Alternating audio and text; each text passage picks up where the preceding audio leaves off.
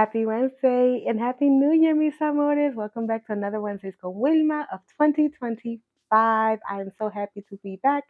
Took a much needed hiatus as the world was crap and I just needed to recoup. So here we are. We're going to get into books that I'm taking in from 2024, wrapping that up and getting into 2025. Starting off with Homecoming from Yagasi. This is such an amazing and harrowing book. It follows two half sisters from Ghana, um, both bringing into the Americas. One is going to marry an Englishman, and the other is going to unfortunately revel in all of the hardships of chattel slavery. And then it follows their descendants into like Mississippi and other parts of America. Whew, this book is beautifully written. Also, I want to beat they mama's ass because why would you do their daughters like that? Ooh, just if I can just see them on the street, I want to whoop their ass. But such a great book. Finishing it up, it's a page turner. It's definitely going to have you sit it down and just think it through and really, really sit with the realities that these two women have faced and then the descendants that bring into Americas and all the things that they come in, that lineage, that epigenetics, all of those things that come in with that of slavery and the conversations that are brought up from this book. Such a great book, great read, taking it from 2024 into 25 with me to wrap it up. Next is Shut Up and Run by Robin Alzon. I picked this up at the Philadelphia Women's Conference in November and heard her speak. So that was, first of all, phenomenal, amazing. If you have the Peloton app, she's great on there. But definitely loved her message at the conference. And this book starts off with a very traumatic event. She was a victim of a crime and how that affected her while she was in school, and then how one day she just got up, started running, started clearing her head, and how that was the catalyst and moving her forward. This book is not just like a memoir, but also a guide. It gives a lot of tips and trips for like, you're walking, you're running, 10K, 5K, things of that nature. So it's full of a lot of good goodies, so to speak, along with the positive messaging of just if you want to do something, shut up and go do it. So, and I think that's a great message to take into 2025. Next is Year of the Witching by Alexis Henderson. I brought this book on the whim. It had the buzzword witching. So I was like, what is this about? The world building in this book, phenomenal. Like, you couldn't tell me the make believe place that she wrote doesn't exist. And I feel like she definitely poured a lot of historical context, even though it's like fantasy. It follows Emmanuel Moore. She is a descendant of her mother, her witch, had powers. Her family were in good graces of like the priest slash pastor slash like king. And she was beholden to him to be married when she was like of the right age to do so. I think it was like 15 or 16, and she ends up actually falling in love with what quote unquote is an outsider. Um, from the books, the outsider is a groups of folks that I believe are black, the way they are described with their skin color, hair texture, falls in love with them and ends up fleeing into the forest. It's forbidden because four witches lived there, and they ended up giving her refuge allegedly, and she ends up giving birth to Emmanuel and she dies. So there's this like, oh, you were cursed, and things of that nature, until one day, because her family's down and out, she is tasked to going into the city and sell ox or cow, something of that nature.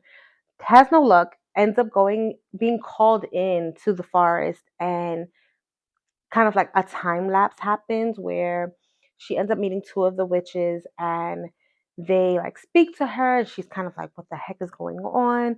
And then like the forest like spits her back out, but she leaves with a journal, a book. When she opens it up, it happens to be the writings of her mom. So that's where the story picks up.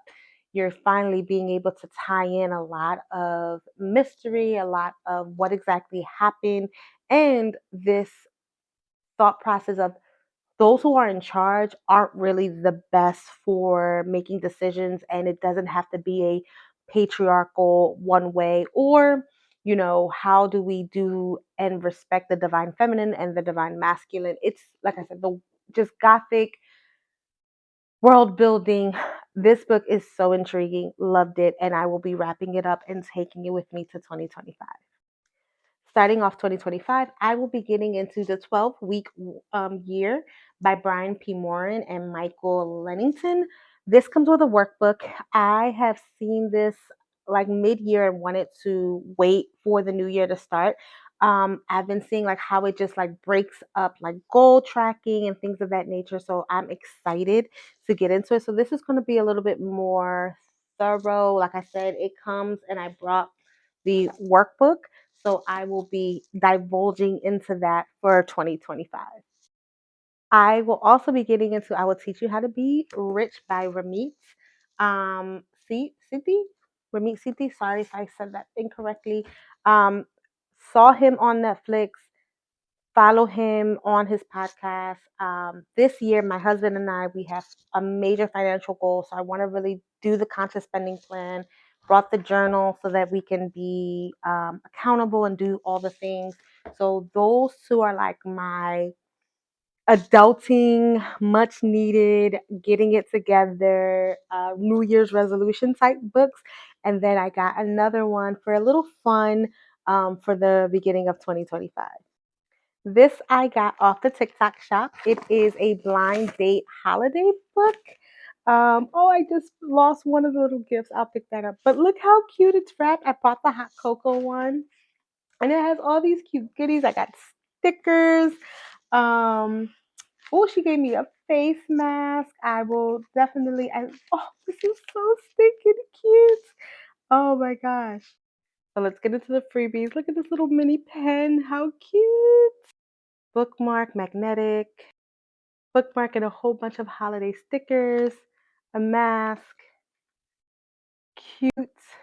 Sorry about that. And a candy cane. How cute. And the hot cocoa. Can't forget about the hot cocoa.